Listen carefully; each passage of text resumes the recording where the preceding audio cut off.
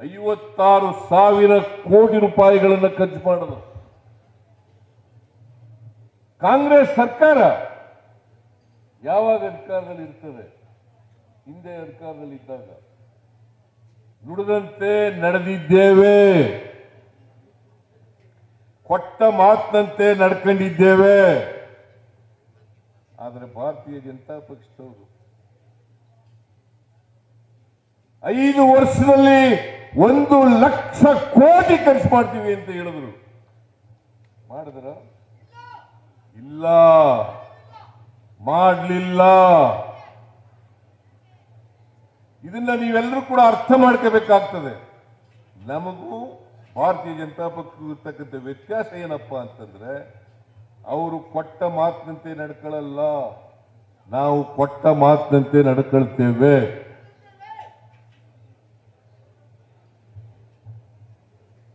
ನಾನು ಇವತ್ತು ರಾಜ್ಯದಲ್ಲಿ ಬರಗಾಲ ಇದೆ. 236 ತಾಲೂಕುಗಳಲ್ಲಿ 223 ತಾಲೂಕುಗಳಲ್ಲಿ ಬರಗಾಲ ಇದೆ. 223 ತಾಲೂಕುಗಳಲ್ಲಿ ಬರಗಾಲ ಇದೆ. ಈ ಸಾರಿ ಆಗಸ್ಟ್ ತಿಂಗಳಲ್ಲಿ, ಜುಲೈ ಸ್ವಲ್ಪ ಬಂತು ಮಳೆ, ಜೂನ್ ತಿಂಗಳಲ್ಲಿ, ಆಗಸ್ಟ್ ತಿಂಗಳಲ್ಲಿ, ಸೆಪ್ಟೆಂಬರ್ ತಿಂಗಳಲ್ಲಿ ಮಳೆ ಬರಲಿಲ್ಲ, ಅಕ್ಟೋಬರ್ ತಿಂಗಳಲ್ಲಿ ಮಳೆ ಬರಲಿಲ್ಲ. ಆದರೂ ಕರ್ನಾಟಕದ ಜನ ಕಷ್ಟಕ್ಕೆ ಸಿಕ್ಕಾಗಬಾರದು ಅಂತೇಳಿ ಬರಗಾಲವನ್ನ ಅತ್ಯಂತ ಸಮರ್ಥವಾಗಿ ಇಲ್ಲಿವರೆಗೆ ನಿಭಾಯಿಸಿದ್ದೇವೆ ಅಂತಕ್ಕಂಥ ಮಾತನ್ನ ಹೇಳಲಿಕ್ಕೆ ಬಯಸ್ತಾ ಇದ್ದೇನೆ. ಕುಡಿಯ ನೀರಿಗೆ ತೊಂದರೆ ಆಗದ ರೀತಿಯಲ್ಲಿ, ಜಾನುವಾರುಗಳಿಗೆ ಮೇವು ತೊಂದರೆ ಆಗದ ರೀತಿಯಲ್ಲಿ, ಜನಗಳು ಗುಳೆ ಹೋಗದ ರೀತಿಯಲ್ಲಿ ನೋಡ್ಕೊಳ್ತಕ್ಕಂಥ ಪ್ರಯತ್ನವನ್ನು ಮಾಡಿದ್ದೀವಿ.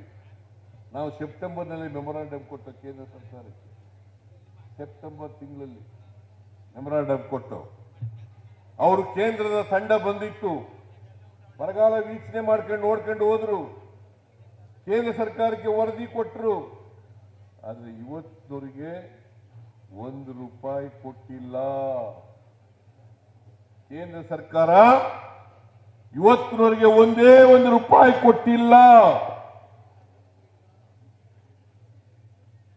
ರೈತರ ಬಗ್ಗೆ ಬಹಳ ಮಾತನಾಡ್ತಾರೆ, ಯುವಕರ ಬಗ್ಗೆ ಬಹಳ ಮಾತಾಡ್ತಾರೆ, ಮಹಿಳೆಯರ ಬಗ್ಗೆ ಬಹಳ ಮಾತಾಡ್ತಾರೆ. ನಾನು ಸ್ವತಃ ಪ್ರೈಮ್ ಮಿನಿಸ್ಟರ್ನ ಭೇಟಿ ಮಾಡಿ ಕಳೆದ ತಿಂಗಳು ಡಿಸೆಂಬರ್ನಲ್ಲಿ ಪ್ರೈಮ್ ಮಿನಿಸ್ಟರ್ನ ಭೇಟಿ ಮಾಡಿ, ಅಮಿತ್ ಶಾ ಅವರನ್ನ ಭೇಟಿ ಮಾಡಿ, ಕೂಡಲೇ ಕೇಂದ್ರ ಸರ್ಕಾರದಿಂದ ಹಣ ಬಿಡುಗಡೆ ಮಾಡಿ NDRF ನಲ್ಲಿ ಅಂತೇಳಿ ಮನವಿ ಮಾಡಿದೆ. ಅಮಿತ್ ಶಾ ಹೇಳಿದ್ರು ಡಿಸೆಂಬರ್ 23ಕ್ಕೆ ಮೀಟಿಂಗ್ ಮಾಡ್ತೀವಿ. ಡಿಸೆಂಬರ್ 23ಕ್ಕೆ, ಈಗ ಜನವರಿ 25 ಡಿಸೆಂಬರ್ 23ಕ್ಕೆ ಮೀಟಿಂಗ್ ಮಾಡಿ ತೀರ್ಮಾನ ತಗೊಳ್ತೀವಿ ಅಂತ ಹೇಳಿದ್ರು. ಇವತ್ತವರಿಗೆ ಬಿಜೆಪಿಯವರು ತಗೊಳ್ಳಿಲ್ಲ. ರೈತರ ಬಗ್ಗೆ ಅವರಿಗೆ ಕಾಳಜಿ ಇದೆಯಾ? ಕರ್ನಾಟಕದ ರೈತರನ್ನ ಮಲ್ತಾಯಿ ಧೋರಣೆಯಿಂದ ನೋಡ್ತಾ ಇದ್ದಾರಾ ಇಲ್ವಾ? ಬಿಜೆಪಿಯವರಿಗೆ ಬೆಂಬಲ ಕೊಡಬೇಕಾ? ಹೇಳಿ ನೋಡೋಣ. ನೀವೇ ಬಿಜೆಪಿಯವರು ಬೆಂಬಲ ಕೊಡಬೇಕಾ? ಆ ಪ್ರತಾಪ್ ಸಿಂಹ ಏನು ಮಾತಾಡದ್ದು, ಹೇಳಿದ್ದು, ನಾ ತಗೊಬಂದೆ, ಇತ್ತಗೊಬಂದೆ ಮಿಸ್ಟರ್ ಪ್ರತಾಪ್ ಸಿಂಹ. ಕೇಂದ್ರ ಸರ್ಕಾರಕ್ಕೆ ನಾವು ಕಳಿಸಿ ಮನವಿಯನ್ನು ಕೊಟ್ಟು 3-4 ತಿಂಗಳಾಯ್ತು, ಇವತ್ತವರೆಗೂ 1 ರೂಪಾಯಿ ಕೊಟ್ಟಿಲ್ಲ. ಮಿಸ್ಟರ್ ಪ್ರತಾಪ್ ಸಿಂಹ, ಏನ್ ಮಾಡ್ತಾ ಇದೀಯ ನೀನು? ಏನ್ ಮಾಡ್ತಾ ಇದೀಯ ನೀನು? ಕರ್ನಾಟಕದ ಜನ 28 ಲೋಕಸಭಾ ಸದಸ್ಯರಲ್ಲಿ 25 ಜನ ಗೆಲ್ಲಿಸಿಕೊಟ್ರು. ನಿಮಗೆ ನಾಚಿಕೆ ಆಗಲ್ಲ? ನಿಮಗೆ ಮಾನ ಮರ್ಯಾದೆ ಏನಾದ್ರು ಇದೆಯಾ ನಿಮಗೆ? ರೈತರ ಬಗ್ಗೆ ಕಾಳಜಿ ಇದೆಯಾ?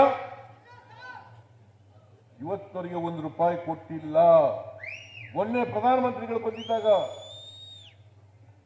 ಬೆಂಗಳೂರಿನಲ್ಲಿ ನಾನು ಅವರನ್ನು ಭೇಟಿ ಮಾಡಿ ಹೇಳಿದೆ, ಪ್ರಧಾನಮಂತ್ರಿಗಳೇ ನಿಮ್ಮನ್ನ ಭೇಟಿ ಮಾಡಿದ್ದೆ, ಅಮಿತ್ ಶಾ ಅವರನ್ನು ಭೇಟಿ ಮಾಡಿದ್ದೆ, ಆದರೂ ಕೂಡ ಇವತ್ತವರೆಗೆ ಮೀಟಿಂಗ್ ಮಾಡಕ್ಕಾಗಿಲ್ಲ ನಿಮಗೆ.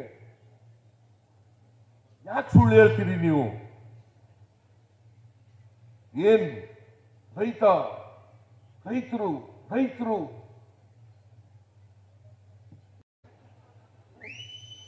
ನಾವ್ಯಾರ ಮಕ್ಕಳಪ್ಪ? ವೆಂಕಟೇಶ ಯಾರ ಮಗ? ಶಿವಕುಮಾರ್ ಯಾರ ಮಗ? ನಾವೆಲ್ಲ ರೈತರ ಮಕ್ಕಳಲ್ವಾ? ನಾವೆಲ್ಲ ಹಿಂದೂಗಳಲ್ವಾ? ಅವ್ರು ಮಾತ್ರ ಹಿಂದೂಗಳು, ಹಿಂದುತ್ವ ಹೇಳೋರು ಮಾತ್ರ ಹಿಂದೂಗಳು. ನಾವು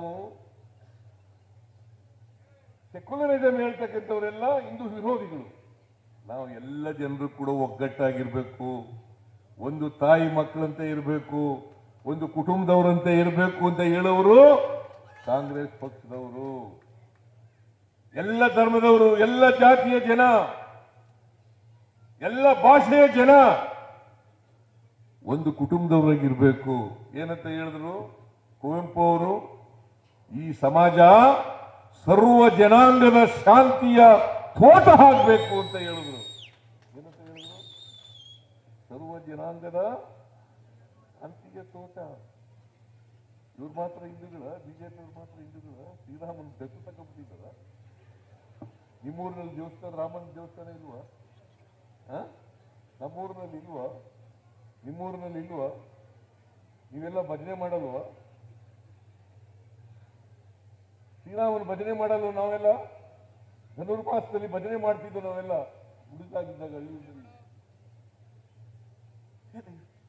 ಏನು ವ್ರತ ಮಾಡ್ತಾರಂತೆ,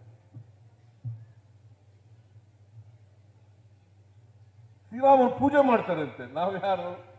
ನಾವು ಶ್ರೀರಾಮನ ಭಕ್ತರೇ.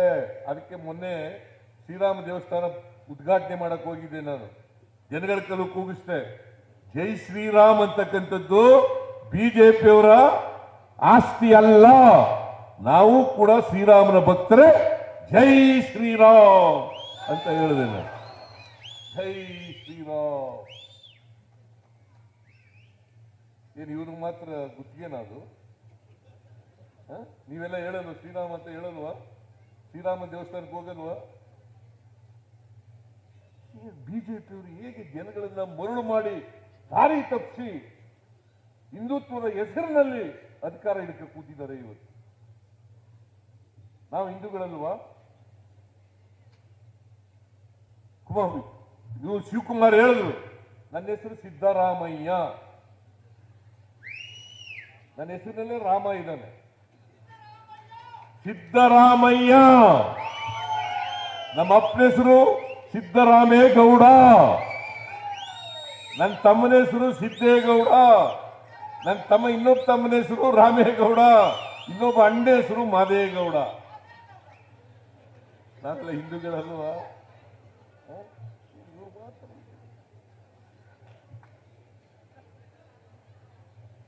ನಾನು ಪಾಪ ಇತ್ತೀಚೆಗೆ ಬಿಜೆಪಿ ಜೊತೆ ಸ್ನೇಹ ಮಾಡ್ಕೊಂಡವ್ರೆ ಜೆಡಿಎಸ್ನವರು.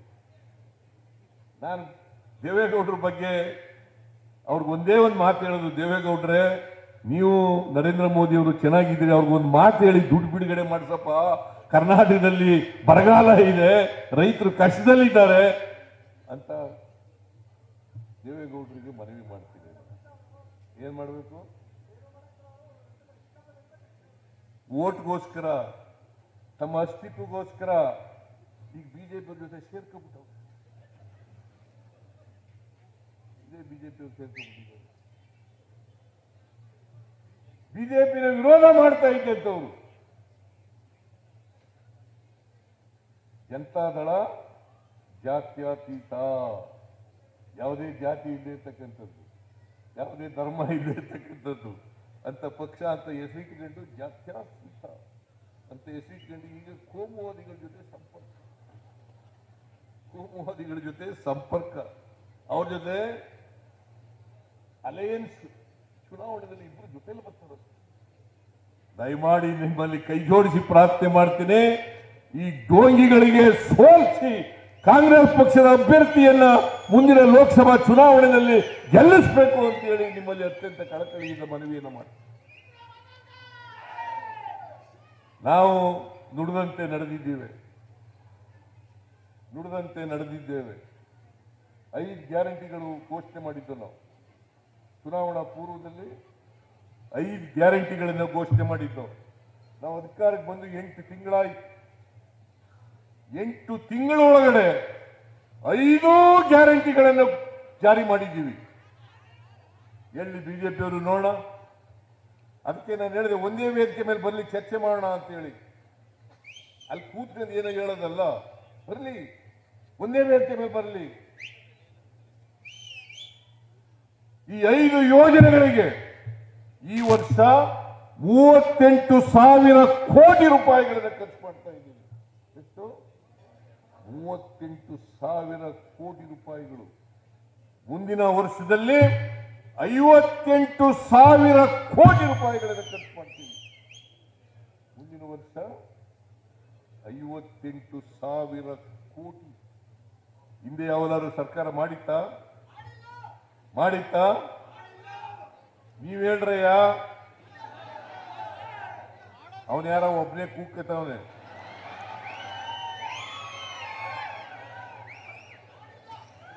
ಮಾಡಿತ್ತಾ? ಇವತ್ತು ಪ್ರತಿ ಕುಟುಂಬ, ಬಡವರ ಕುಟುಂಬ, ಆ ಕುಟುಂಬಗಳಿಗೆ 1,30,00,000 ಕುಟುಂಬಗಳಿಗೆ 1,30,00,000 ಕುಟುಂಬಗಳಿಗೆ 4ರಿಂದ 5,000 ರೂಪಾಯಿ ಪ್ರತಿ ತಿಂಗಳು ಬರ್ತಾ ಇದೆ. ಎಷ್ಟು ಜನಕ್ಕೆ? ಸುಮಾರು 4.5 ಕೋಟಿ ಜನರಿಗೆ. ಎಷ್ಟು ಜನರಿಗೆ? 4.5 ಕೋಟಿ. ಕರ್ನಾಟಕದಲ್ಲಿರ್ತಕ್ಕಂಥ ಜನಸಂಖ್ಯೆ 7 ಕೋಟಿ. 7 ಕೋಟಿನಲ್ಲಿ 4.5 ಕೋಟಿ ಜನರಿಗೆ ಇವತ್ತು 4ರಿಂದ 5,000 ರೂಪಾಯಿ ಸಿಗ್ತಾ ಇದೆ. ಯಾವ ಸರ್ಕಾರ ಕೊಟ್ಟಿತ್ತು? ಇವತ್ತು ಕೊಟ್ಟಿರ್ತಕ್ಕಂಥದ್ದು, ನುಡಿದಂತೆ ನಡೆದಿರ್ತಕ್ಕಂಥದ್ದು ಕಾಂಗ್ರೆಸ್ ಸರ್ಕಾರ ಅಂತಕ್ಕಂಥದ್ದನ್ನ ತಾವೆಲ್ಲರೂ ಕೂಡ ಅರ್ಥ ಮಾಡ್ಕೋಬೇಕಾಗ್ತದೆ. ನುಡಿದಂತೆ ನಡೆದಿದ್ದೀವಿ. ಶಕ್ತಿ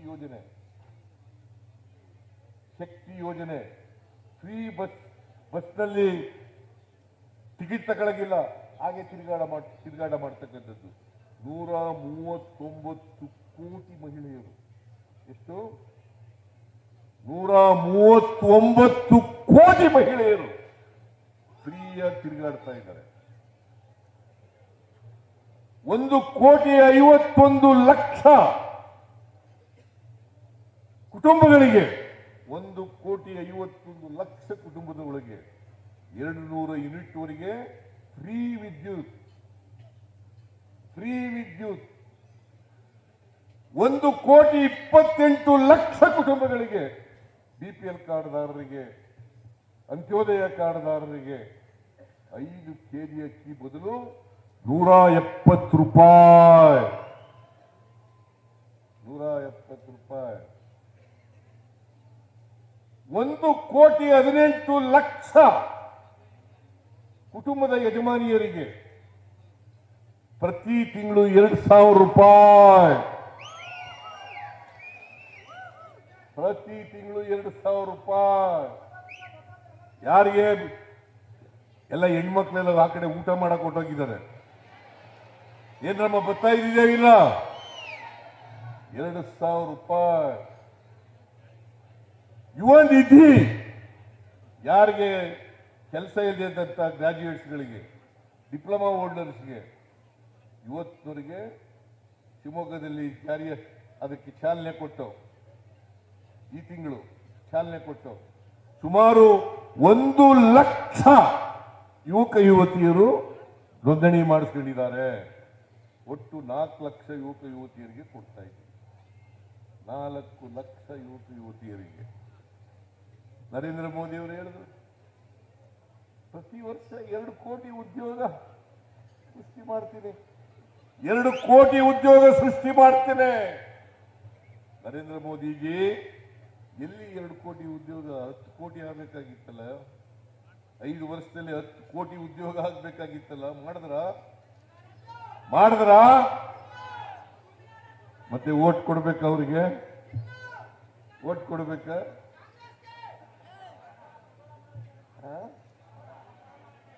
ಪಕೋಡ ಉದ್ಯೋಗ ಕೇಳಿದ್ರೆ ಪಕೋಡ ಮಾಡಕ್ ಹೋಗಿ.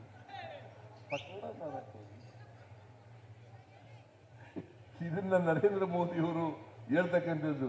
ಅದಕ್ಕೆ ಇದೇನು ಮಾಡಿಲ್ವಲ್ಲ, ಕೊಟ್ಟ ಮಾತಿನಿಂದ ನಡ್ಕೊಂಡಿಲ್ವಲ್ಲ, ಅದಕ್ಕೆ ರಾಮನ್ನ ಮುಂದಿಟ್ಕೊಂಡು ಬಂದ್ಬಿಟ್ಟಿದ್ದಾರೆ. ಶ್ರೀರಾಮಚಂದ್ರನ ಹಿಡ್ಕೊಂಡು ಮುಂದಿಟ್ಕೊಂಡು ಬಂದ್ಬಿಟ್ಟಿದ್ದಾರೆ. ಮಿಸ್ಟರ್ ನರೇಂದ್ರ ಮೋದಿ, ನಮ್ಮ ಜನ ದಡ್ರಲ್ಲ, ನಮ್ಮ ಜನ ದಡ್ರಲ್ಲ. ಅರ್ಥ ಮಾಡ್ಕೊಳ್ತಕ್ಕಂಥ ಶಕ್ತಿ ಪ್ರತಿಯೊಬ್ಬರಲ್ಲೂ ಕೂಡ ಇದೆ ಅಂತಕ್ಕಂಥದ್ದನ್ನ ಇವತ್ತು ತಿಳ್ಕೋಬೇಕಾಗ್ತದೆ. ನರೇಂದ್ರ ಮೋದಿ, ನೀವೆಷ್ಟೇ ದಾರಿ ತಪ್ಪಿಸ್ತಕ್ಕಂಥ ಕೆಲಸ ಮಾಡಿದ್ರು ಕೂಡ ಜನ ಅರ್ಥ ಮಾಡ್ಕೊತಾರೆ. ಗ್ಯಾಸ್ ಬೆಲೆ ಏನಾಗಿದೆ, ಪೆಟ್ರೋಲ್ ಬೆಲೆ ಏನಾಗಿದೆ, ಡೀಸೆಲ್ ಬೆಲೆ ಏನಾಗಿದೆ, ಗೊಬ್ಬರದ ಬೆಲೆ ಏನಾಗಿದೆ, ಆಗಿದೆಯಾ? ಯಾವ ಜಾಸ್ತಿ ಆಗಿದೆ? ಯಾರ ಕಾಲದಲ್ಲಿ ಆಗಿರೋದು? ಬಿಜೆಪಿಯವ್ರ ಕಾಲದಲ್ಲಿ. ಬಿಜೆಪಿಯವ್ರ ಕಾಲದಲ್ಲಿ ತಾನೇ ಜಾಸ್ತಿ ಆಗಿರೋದು. ಇದಕ್ಕೆಲ್ಲ ಉತ್ತರ ಹೇಳಲ್ಲ ನರೇಂದ್ರ ಮೋದಿ ಅವರು. ನಾವು ಹೇಳ್ತೀವಿ, ನಾವು ಯಾವಾಗಲೂ ಕೂಡ ಮಹಾತ್ಮ ಗಾಂಧೀಜಿಯವರು ಹೇಳಿದ್ರಲ್ಲ, ರಾಮ, ಮಹಾತ್ಮ ಗಾಂಧೀಜಿಯವರು ಹೇಳ್ತಾ ಇರ್ಲಿಲ್ವಾ? ರಘುಪತಿ ರಾಘವ ರಾಜ ರಾಮ್, ಪತೀತ ಪಾವನ ಸೀತಾರಾಮ್. ಆ ರಾಮನ್ನ ಹೇಳೋದು ನಾವು, ಆ ರಾಮನ್ನ ಭಕ್ತಿ ಮಾಡೋದು, ಆ ರಾಮನಿಗೆ ಪೂಜಿಸೋದು.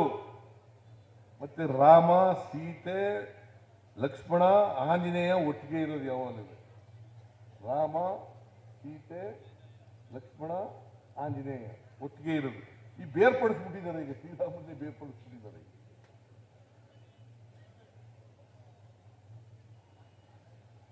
ರಾಮನ್ ಬಿಟ್ಟು ಆಂಜನೇಯ ಇಲ್ಲ, ರಾಮನ್ ಬಿಟ್ಟು ಸೀತೆ ಇಲ್ಲ.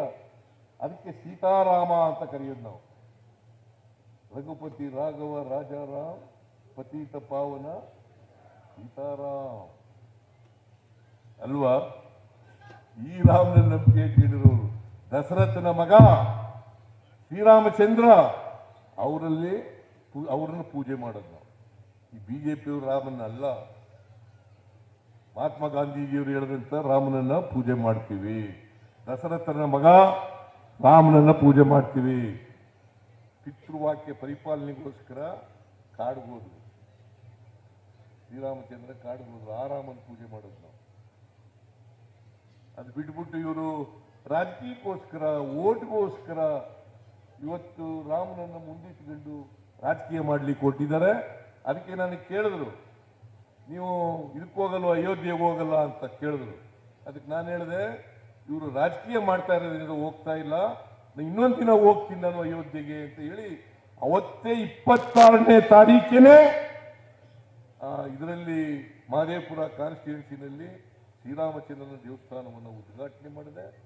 ಮತ್ತೆ ಆಂಜನೇಯನ ಸ್ಟ್ಯಾಚ್ಯೂವನ್ನು 33 ಅಡಿ ಎತ್ತರದ ಸ್ಟ್ಯಾಚ್ಯೂವನ್ನು ಉದ್ಘಾಟನೆ ಮಾಡಿದೆ. ಅದಕ್ಕೆ ಎಲ್ಲರ ಕೆಲವು ಹೇಳಿಸ್ತೆ, ಜೈ ಶ್ರೀರಾಮ್, ಜೈ ಶ್ರೀರಾಮ್. ಅದಕ್ಕೋದ್ರೆ ವ್ಯಾಖ್ಯಾನ ಮಾತಾಡದೆ ಹೋದ್ರೆ, ಶ್ರೀರಾಮ ಅಂತ ಹೇಳದೆ ಹೋದ್ರೆ ಮಾಡಲಿಲ್ಲ ಸಿದ್ದರಾಮಯ್ಯ, ಹಿಂದೂ ವಿರೋಧಿ. ಮಾಡಿದ್ರೆ ಈಗ್ಲಾರು ಜ್ಞಾನೋದಯ ಆಯ್ತಲ್ಲ ಅವ್ರಿಗೆ. ಯಾರು ಹೇಳೋದು? ಬಿಜೆಪಿ ಅವರು. ಇವಕ್ಕೆಲ್ಲ ದಯಮಾಡಿ ಇಂಥವಕ್ಕೆಲ್ಲ ನೀವು ಕಿವಿ ಕೊಡಕ್ ಹೋಗ್ಬೇಡಿ. ಜನರ ಸಮಸ್ಯೆಗಳನ್ನ ಯಾರು ಬಗೆಹರಿಸ್ತಾರೆ, ಯಾರು ನುಡಿದಂತೆ ನಡೀತಾರೆ, ಯಾರು ನಿಮ್ಮ ಕಷ್ಟ ಕಾಲದಲ್ಲಿ ಸಹಾಯ ಮಾಡ್ತಾರೆ, ಅವ್ರ ಜೊತೆ ನಿಲ್ಲಬೇಕು ಅಂತಕ್ಕಂಥ ಮಾತನ್ನ ನಿಮಗೆ ತಿಳಿಸ್ಲಿಕ್ಕೆ ಬಯಸ್ತಾ ಇದ್ದೀನಿ. ವೆಂಕಟೇಶ್ ಮಂತ್ರಿಯಾಗಿ ಒಳ್ಳೆ ಕೆಲಸ ಮಾಡ್ತಾ ಇದ್ದಾರೆ. ಈಗ ಅವ್ರನ್ನ ಚಾಮರಾಜನಗರ ಡಿಸ್ಟ್ರಿಕ್ಟ್ ಇನ್ಚಾರ್ಜ್ ಮಿನಿಸ್ಟರ್ ಮಾಡಿದ್ದೀವಿ. ಅಲ್ಲಿ ಕೂಡ ಎಲ್ಲರನ್ನು ಕೂಡ ಒಟ್ಟಿಗೆ ತಗೊಂಡು ಹೋಗ್ತಕ್ಕಂಥ ಕೆಲಸವನ್ನು ಮಾಡ್ತಾ ಇದ್ದಾರೆ. ಪ್ರಿಯಾಪಟ್ಟಣದ ಶಾಸಕರಾಗಿ ಕೂಡ ಒಳ್ಳೆ ಕೆಲಸವನ್ನು ಮಾಡ್ತಾ ಇದ್ದಾರೆ. ಹಾಗಾಗಿನೇ ಇಷ್ಟು ವರ್ಷ ರಾಜಕೀಯದಲ್ಲಿ ಉಳಿಲಿಕ್ಕೆ ಸಾಧ್ಯ ಆಗಿರ್ತಕ್ಕಂಥದ್ದು. ಜನಪರವಾಗಿ ಇಲ್ಲದೆ ಹೋದರೆ, ರೈತರ ಪರವಾಗಿ ಇಲ್ಲದೆ ಹೋದರೆ, ಜನರ ಸಮಸ್ಯೆಗಳಿಗೆ ಸ್ಪಂದಿಸದೆ ಹೋದರೆ ಇಷ್ಟು ವರ್ಷ ರಾಜಕೀಯದಲ್ಲಿ ಇರಲಿಕ್ಕೆ ಸಾಧ್ಯ ಆಗಲ್ಲ. ವೆಂಕಟೇಶ್ ಒನ್ ಟೈಮ್ MLA ಅಲ್ಲ, ಅನೇಕ ಸಾರಿ ನಿಮ್ಮ ಪ್ರತಿನಿಧಿಯಾಗಿ ಅವನ್ನ ಕಳಿಸಿದ್ದೀರಿ ವಿಧಾನಸಭೆಗೆ. ಮಂತ್ರಿಯಾಗಿ ಕೆಲಸ ಮಾಡಿದ್ದಾರೆ. ಅವರ ನಾಯಕತ್ವದಲ್ಲಿ ಮುಂದಿನ ಚುನಾವಣೆಯಲ್ಲಿ ನೀವೆಲ್ಲರೂ ಕೂಡ ಕಾಂಗ್ರೆಸ್ ಜೊತೆ ನಿಲ್ಲಬೇಕು. ನಿಮ್ಮ ಆಶೀರ್ವಾದದಿಂದ ನಾವು ಅಧಿಕಾರಕ್ಕೆ ಬಂದಿರೋದು. ಕಳೆದ ವಿಧಾನಸಭಾ ಚುನಾವಣೆಯಲ್ಲಿ ನೀವು ಆಶೀರ್ವಾದ ಮಾಡದೇ ಇದ್ರೆ ಕಾಂಗ್ರೆಸ್ ಪಕ್ಷ ಅಧಿಕಾರಕ್ಕೆ ಬರಲಿಕ್ಕೆ ಸಾಧ್ಯ ಆಗ್ತಿರಲಿಲ್ಲ. ನಿಮ್ಮ ಆಶೀರ್ವಾದ ಮುದ್ದೆನೂ ಕೂಡ ಇರಬೇಕು. ಇರ್ತದೆ ತಾನೆ? ಇರ್ತದೆ ತಾನೆ?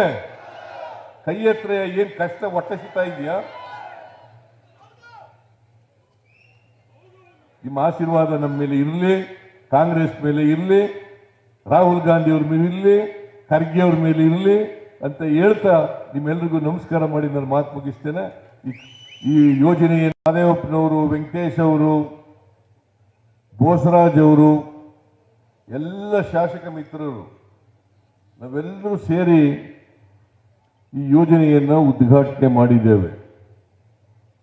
2017ರಲ್ಲಿ ನಾನೇ ಈ ಯೋಜನೆಗೆ ಶಂಕುಸ್ಥಾಪನೆಯನ್ನ ಮಾಡಿದ್ದೆ.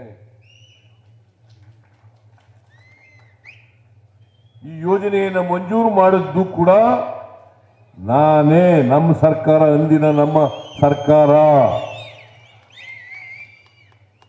ಇದು ಬಿಜೆಪಿಯವರ ಕೊಡುಗೆ ಅಲ್ಲ. ಹಿಂದೆ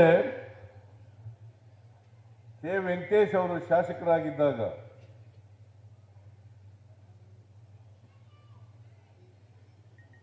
ಈ ಕಾರ್ಯಕ್ರಮ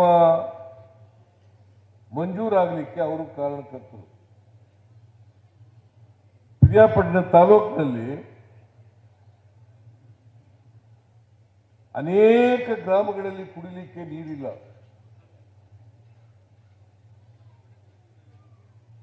ಅಂತ ಗ್ರಾಮಗಳಿಗೆ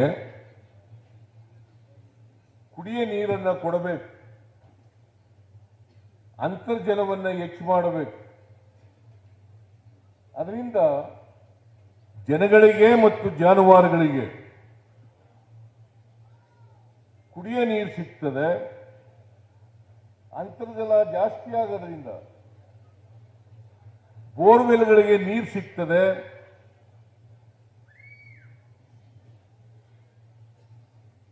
ಇಲ್ಲದೆ ಹೋದರೆ ಬಹಳ ಕಷ್ಟ ಆಗ್ತದೆ ಅಂತೇಳಿ ನಾವು ಮೈಸೂರು ಜಿಲ್ಲೆಯಲ್ಲಿ ಕಾವೇರಿ ನೀರಾವರಿ ನಿಗಮದಿಂದ ಈ ಕಾರ್ಯಕ್ರಮವನ್ನು ಮಾಡ್ತಕ್ಕಂಥ ತೀರ್ಮಾನವನ್ನು ಮಾಡಿದ್ರು.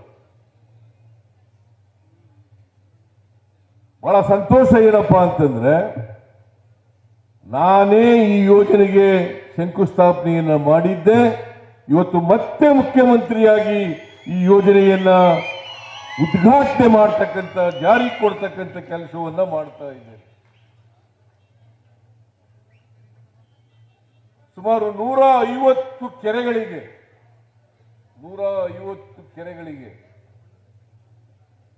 ನೀರನ್ನು ತುಂಬಿಸಿ ಆ ನೀರು ಕುಡಿಯ ನೀರಿಗೆ ಮತ್ತು ಅಂತರ್ಜಲ ಹೆಚ್ಚು ಮಾಡಬೇಕು. ಅಂತರ್ಜಲ ಮೇಲಕ್ಕೆ ಬರದೆ ಹೋದರೆ ಬೋರ್ವೆಲ್ಗಳಿಗೆ ತೋಡಿಸಿದ್ರೂ ಕೂಡ ನೀರು ಬರಲ್ಲ. ಬಂದರೂ ಕೂಡ ಬಹಳ ದಿನ ಇರಲ್ಲ. ಆ ಕಾರಣದಿಂದ ಅಂತರ್ಜಲ ಹೆಚ್ಚು ಮಾಡಬೇಕು ಅಂತೇಳಿ ನಾವು ಈ ಕಾರ್ಯಕ್ರಮವನ್ನು ಜಾರಿಗೆ ತಗೊಬಂದದ್ದು. 2017ರಲ್ಲಿ ನಾನೇ ಈ ಯೋಜನೆಗೆ ಶಂಕುಸ್ಥಾಪನೆಯನ್ನ ಮಾಡಿದ್ದೆ. ಈ ಯೋಜನೆಯನ್ನು ಮಂಜೂರು ಮಾಡಿದ್ದು ಕೂಡ ನಾನೇ, ನಮ್ಮ ಸರ್ಕಾರ, ಅಂದಿನ ನಮ್ಮ ಸರ್ಕಾರ. ಇದು ಬಿಜೆಪಿಯವರ ಕೊಡುಗೆ ಅಲ್ಲ. ಹಿಂದೆ ಕೆ ವೆಂಕಟೇಶ್ ಅವರು ಶಾಸಕರಾಗಿದ್ದಾಗ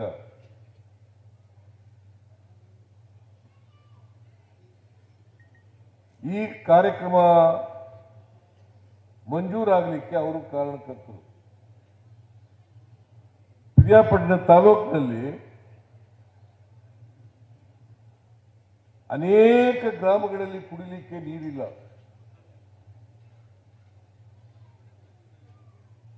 ಅಂತ ಗ್ರಾಮಗಳಿಗೆ ಕುಡಿಯ ನೀರನ್ನು ಕೊಡಬೇಕು, ಅಂತರ್ಜಲವನ್ನು ಹೆಚ್ಚು ಮಾಡಬೇಕು. ಅದರಿಂದ ಜನಗಳಿಗೆ ಮತ್ತು ಜಾನುವಾರುಗಳಿಗೆ ಕುಡಿಯ ನೀರು ಸಿಗ್ತದೆ.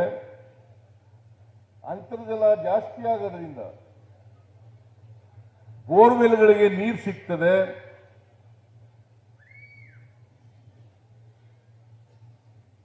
ಇಲ್ಲದೆ ಹೋದರೆ ಬಹಳ ಕಷ್ಟ ಆಗ್ತದೆ ಅಂತೇಳಿ ನಾವು ಮೈಸೂರು ಜಿಲ್ಲೆಯಲ್ಲಿ ಕಾವೇರಿ ನೀರಾವರಿ ನಿಗಮದಿಂದ ಈ ಕಾರ್ಯಕ್ರಮವನ್ನು ಮಾಡ್ತಕ್ಕಂಥ ತೀರ್ಮಾನವನ್ನು ಮಾಡಿದ್ರು. ಬಹಳ ಸಂತೋಷ ಏನಪ್ಪ ಅಂತಂದ್ರೆ, ನಾನೇ ಈ ಯೋಜನೆಗೆ ಶಂಕುಸ್ಥಾಪನೆಯನ್ನ ಮಾಡಿದ್ದೆ.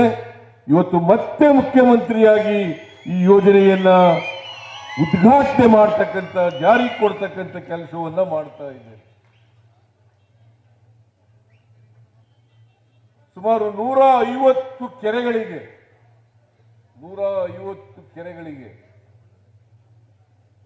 ನೀರನ್ನು ತುಂಬಿಸಿ, ಆ ನೀರು ಕುಡಿಯ ನೀರಿಗೆ ಮತ್ತು ಅಂತರ್ಜಲ ಹೆಚ್ಚು ಮಾಡಬೇಕು. ಅಂತರ್ಜಲ ಮೇಲಕ್ಕೆ ಬರದೆ ಹೋದರೆ, ಬೋರ್ವೆಲ್ಗಳು ತೋಡಿಸಿದ್ರೂ ಕೂಡ ನೀರು ಬರಲ್ಲ. ಬಂದರೂ ಕೂಡ ಬಹಳ ದಿನ ಇರಲ್ಲ. ಆ ಕಾರಣದಿಂದ ಅಂತರ್ಜಲ ಹೆಚ್ಚು ಮಾಡಬೇಕು ಅಂತೇಳಿ ನಾವು ಈ ಕಾರ್ಯಕ್ರಮವನ್ನು ಜಾರಿಗೆ ತಗೊಬಂದದ್ದು.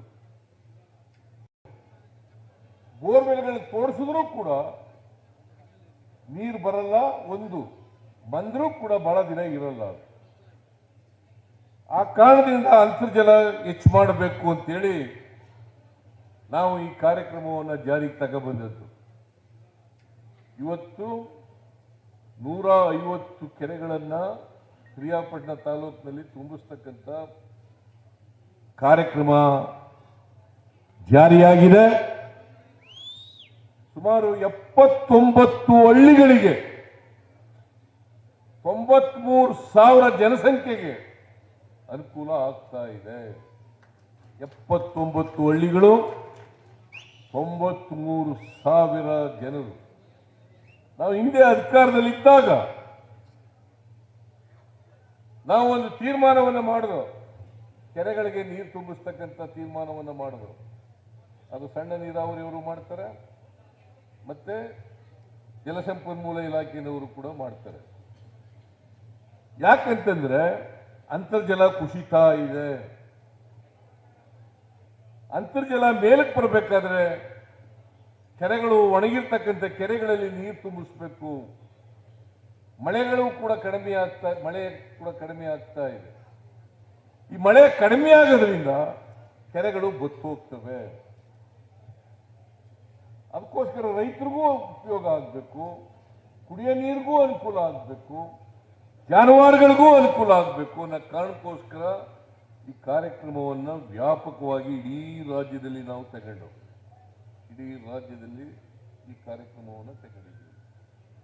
ಈಗ ಉದಾಹರಣೆಗೆ ಕೋಲಾರ ಜಿಲ್ಲೆ ಚಿಕ್ಕಬಳ್ಳಾಪುರ ಅಲ್ಲಿ ಸಿವೇಜ್ ವಾಟರ್ ಅದನ್ನ ಶುದ್ಧೀಕರಣ ಮಾಡಿ ಕೆರೆಗಳನ್ನು ತುಂಬಿಸ್ತಕ್ಕಂಥ ಕೆಲಸವನ್ನು ಮಾಡಿದ್ದೀವಿ. ನಾನು ಮೊನ್ನೆ ಕೋಲಾರಕ್ಕೆ ಹೋಗಿದ್ದೆ. ಆ ಕೋಲಾರಕ್ಕೆ ಹೋದಾಗ ಅಲ್ಲಿ ಜನ ಹೇಳ್ತಾ ಇದ್ರು, ನೀವು ಕೆರೆಗಳು ತುಂಬಿಸೋದ್ರಿಂದ ಇವತ್ತು 1200 ಅಡಿ ಬೋರ್ವೆಲ್ ತೋಡಿಸ್ಬೇಕಾದ, ಪಂಪ್ ಸೆಟ್ಗಳು ಮಾಡಬೇಕಾದ್ರೆ, ಬೋರ್ವೆಲ್ಗಳನ್ನ ತೋಡಿಸ್ಬೇಕಾದ್ರೆ 1200 ಅಡಿ ಹೋಗ್ಬೇಕಾಗಿತ್ತು ಕೋಲಾರದಲ್ಲಿ, ಚಿಕ್ಕಬಳ್ಳಾಪುರದಲ್ಲಿ. ಇವತ್ತು 300-400 ಅಡಿಗೆಲ್ಲ ನೀರು ಸಿಗ್ತಾ ಇದೆ. ಇದು ನಾವು ಕೋಲಾರದಲ್ಲಿ, ಚಿಕ್ಕಬಳ್ಳಾಪುರದಲ್ಲಿ, ಬೆಂಗಳೂರು ಗ್ರಾಮಾಂತರ ಪ್ರದೇಶದಲ್ಲಿ ಈ ಕಾರ್ಯಕ್ರಮವನ್ನು ಮಾಡೋದು. ಅದೇ ರೀತಿ ಮೈಸೂರು ಜಿಲ್ಲೆನಲ್ಲೂ ಕೂಡ ಮಾಡಿದ್ದೀವಿ, ಶ್ರೀರಂಗಪಟ್ಟಣದಲ್ಲೂ ಕೂಡ ಮಾಡಿದ್ದೀವಿ. ನಾನು ಈ ಕಾರ್ಯಕ್ರಮ ಆಗಲಿಕ್ಕೆ ಕಾರಣಕರ್ತರಾದಂಥ ನಿಮ್ಮೆಲ್ಲರ ಜನಪ್ರಿಯ ಶಾಸಕರು ಕೆ ವೆಂಕಟೇಶ್ಗೆ ನಾನು ಧನ್ಯವಾದಗಳನ್ನು ಹೇಳಲಿಕ್ಕೆ ಬಯಸ್ತಾ ಇದ್ದೇನೆ. ನೀವು ಕೂಡ ಧನ್ಯವಾದಗಳು ಹೇಳ್ಬೇಕಲ್ಲ, ಹೇಳ್ಬೇಕಾ ಬೇಡ?